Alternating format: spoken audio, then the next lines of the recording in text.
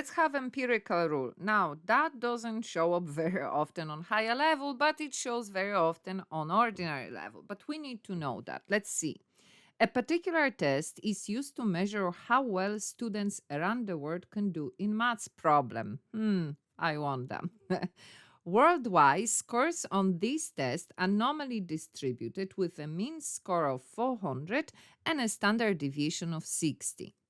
The scale diagram below shows the distribution of scores on this test. Use the empirical rule to fill in the 4 missing values of the in the diagram. So here we have the diagram, and here we have our first values. We know that the mean is 400, so that's in the very middle, and here I have 68%.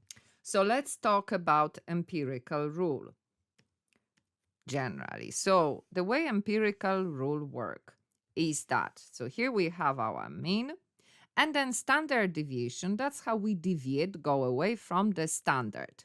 So if I go away in both directions, so plus standard deviation and minus standard deviation in both directions from the mean, in this area, I'm going to have 68% of all the data.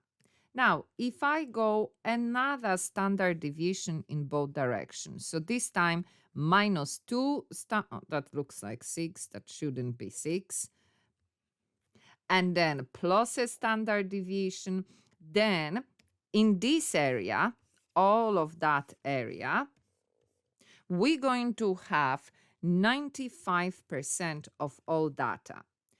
We can go only one more standard deviation, because don't forget, we are left only with what? 5%. So if I go another standard deviation in both directions, so again, plus 1 standard deviation here, minus 1 standard deviation. So therefore, in all of that, we're going to have 99.7%.